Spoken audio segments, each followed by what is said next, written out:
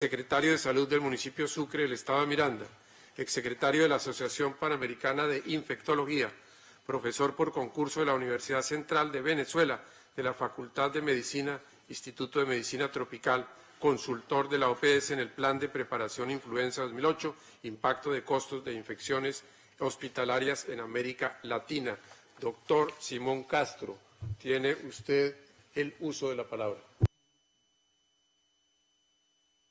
Buenas tardes, muchas gracias, excelentísimo embajador Luis Almagro, secretario general de la Organización de Estados Americanos, embajador Andrés González, representante permanente de Colombia ante la Organización de Estados Americanos y presidente del Consejo, señores embajadores, estimados amigos, buenas tardes. Vengo como un médico venezolano a tratar de poner en contexto en este poco tiempo una situación compleja para cualquiera, que es la situación de salud de un país. No es fácil en pocos minutos tratar de llegar a una caracterización de un sistema de salud, pero voy a usar datos que son del dominio público y datos fundamentalmente del propio Ministerio de Salud para tratar de expresar de alguna manera, de la manera más objetiva posible, esta situación de salud en Venezuela. Empiezo con el gráfico de mortalidad materna en Venezuela desde el año 1940 hasta la actualidad. Estos son datos oficiales del Ministerio de Salud, del propio Ministerio de Salud, y vemos en la gráfica cómo después de los años 40 una disminución de la mortalidad materna, lo cual se correlaciona con la mayoría de los datos de América Latina en función de las mejoras de las condiciones de vida, posteriormente una estabilidad a final de los años 90 y vemos un aumento preocupante, vamos a identificarlo mejor en la próxima lámina, desde hace 8 o 9 años con un aumento progresivo de la mortalidad materna. Estamos hablando de tasa, en este caso particular. En la tasa, cuando hacemos una extrapolación a qué correspondería esa tasa que tenemos en el año 2016, correspondería a una tasa equivalente a 1965 y en términos de lo que hacemos análisis de política pública, esto es una tendencia regresiva porque se supone que las tasas de mortalidad en todo caso se estabilicen y de ninguna manera regresen. Si hacemos un foco en datos del propio Ministerio de Salud liberados hace ya más de un año por la propia página web del Ministerio de Salud, tenemos el mismo gráfico enfocado a los últimos 10 años, donde vemos una tendencia promedio de la mortalidad materna que tiene una tendencia de aumento de 25% por año durante los primeros 6 o 7 años. El aumento de la mortalidad materna mayor de 2 a 3% en cualquier sistema de salud, aún en América Latina, es una situación de preocupación para cualquier sistema de salud. Mucho más cuando llegamos a 25% y vemos un aumento de la mortalidad materna de un año al otro, del 2015 al 2016, de 65% en un solo año. Esto es altamente preocupante, repito, son las cifras oficiales liberadas por el boletín del propio Ministerio de Salud y estos datos de tendencia solamente pasan habitualmente en países que tienen catástrofes naturales o guerras que puedan explicar un compromiso tan importante de ese aumento, de esta tendencia que originalmente era una tendencia lineal y pasó a ser una tendencia exponencial en un solo año. En esta lámina tenemos la historia de malaria en Venezuela según los datos oficiales del Ministerio de Salud desde 1936 hasta el 2017, con datos donde vemos una estabilidad hacia los años 80. Venezuela fue el primer país de América Latina certificado como país con control importante de la malaria al final de los años 50. Posteriormente mantuvimos una estabilidad y en los últimos 6 años hemos tenido un aumento que va de 75% de aumento de casos por año, un año en relación al otro, con un aumento acumulado de 706% en los últimos 10 años. Y eso nos pone, según el último informe de la Organización Mundial de la Salud, en el último puesto o el peor desempeño en el combate de la malaria en el mundo y, por supuesto, en el continente americano. Venezuela, a pesar de haber sido un ejemplo en el control de la malaria en el mundo, tenemos esta tendencia que tiene algunas implicaciones específicas. La primera de ellas, para el momento actual, según los datos oficiales, tenemos 19 de los 24 estados en condición de transmisión autóctona. Eran estados, la mayoría de ellos estados con alta densidad de población donde había control de la malaria y se establecieron nuevos focos.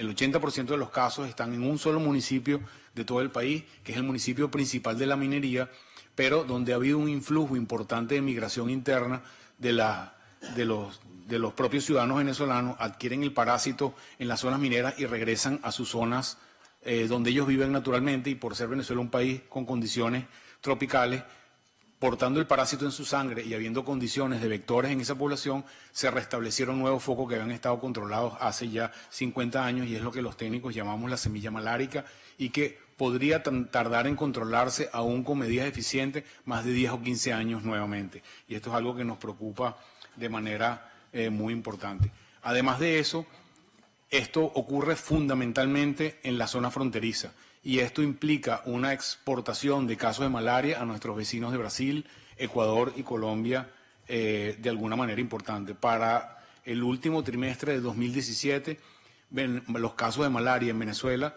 reportan el 60% de los casos de la región en su totalidad. O sea, somos sin duda el país con mayor casos de malaria para este momento. En esta lámina que vamos a ver ahora, voy a hablar de dos de las enfermedades más importantes que tenemos activas en este momento, que son difteria y sarampión. Uno de los elementos para entender el contexto de la región es que en Venezuela no hay información epidemiológica a través de un instrumento que utiliza el Reglamento Sanitario Internacional que se llama el Boletín Epidemiológico Semanal, donde los estados que suscriben el reglamento sanitario están obligados a notificar semanalmente las enfermedades en denuncia obligatoria. Según este reporte, que es un reporte de PAHO de hace 2 semanas, vemos las curvas de la epidemia de difteria y sarampión, que para nuestra sorpresa tienen más de un año circulando en el país. Información que los propios venezolanos no conocemos, sino solamente a través de la página web de la Organización Panamericana de la Salud.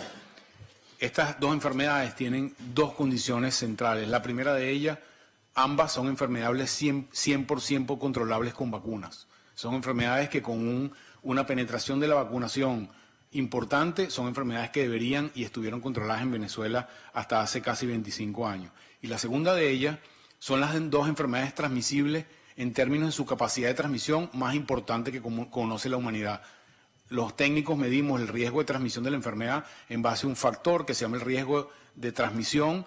Sarampión es el mayor conocido en la humanidad. Cada persona infectada por sarampión puede transmitírsela a 12 otras personas que son susceptibles, y difteria a 6 o 7.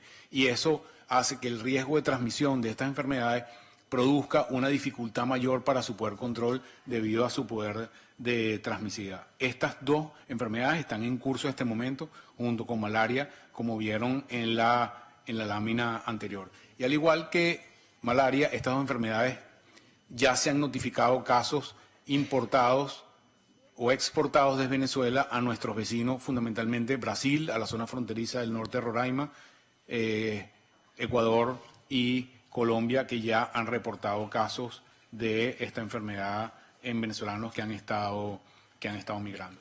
En general, para efectos académicos, analizamos el sector salud en 4 grandes rubros, que son recursos humanos, medicamentos o insumos, logística, que son programas, y estructuras, que son hospitales. Hemos hablado de algunos de ellos, voy a hablar de medicamentos. Medir la escasez de medicamentos es un problema técnicamente difícil, porque en Venezuela existían 2.600 condiciones farmacéuticas. Acetaminofén viene en 5 o 6 presentaciones: gotas, tabletas, supositorios, ampollas. Entonces, es difícil medir si no hay ampolla, no hay acetaminofén, o sí acetaminofén. Es difícil técnicamente medir eso. Y de alguna manera hemos visto algunos porcentajes de desabastecimiento que son medidos de diferente manera. Y utilizamos para esta presentación datos de la Organización Internacional de Comercio, donde en la línea morada ven los datos reportados de importaciones de medicamentos por Venezuela, el cual tiene el mismo patrón del resto de América Latina, y a partir del 2012 cae de una manera muy abrupta. Y esto da una idea de la cantidad de medicamentos disponibles en Venezuela, porque por alta tecnología estos medicamentos no se producen en el país y casi el 100% tienen que ser importados. Al bajar la importación de medicamentos, hay una correlación importante en la disponibilidad de medicamentos en la farmacia. Al igual de eso, haya una afectación muy importante de algunos grupos específicamente vulnerables. En Venezuela, en este momento, hay 75.000 pacientes VIH positivos que tienen 6 meses sin tratamiento. Yo veo pacientes con VIH a diario, todos los días en mi consulta hospitalaria, y esos pacientes tienen 6 meses que no reciben tratamiento, a pesar de que, producto de una normativa de la Corte Suprema de Justicia hace 19 años, esto es un programa protegido por el gobierno. También está afectada 40% de la población general, que son diabéticos, hipertensos o enfermedades neurológicas que les cuesta conseguir medicamentos.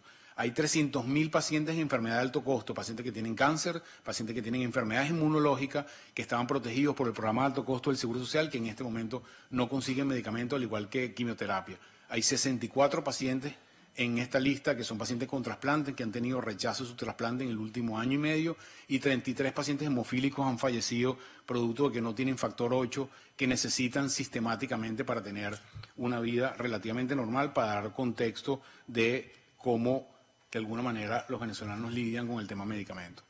En el tema de estructura hospitalaria, no es fácil tener una figura, una organización a la cual pertenezco, se llama Médicos por la Salud, que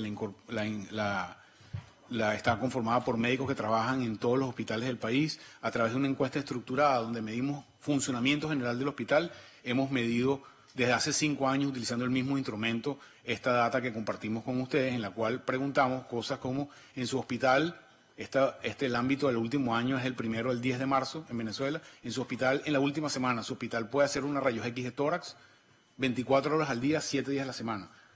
Somos estrictos en la evaluación porque un hospital regional importante, el hospital principal de un estado, que no puede hacer una placa de tórax a las 10 de la noche, un niño con una neumonía, tiene una connotación importante en términos de su capacidad de funcionalidad.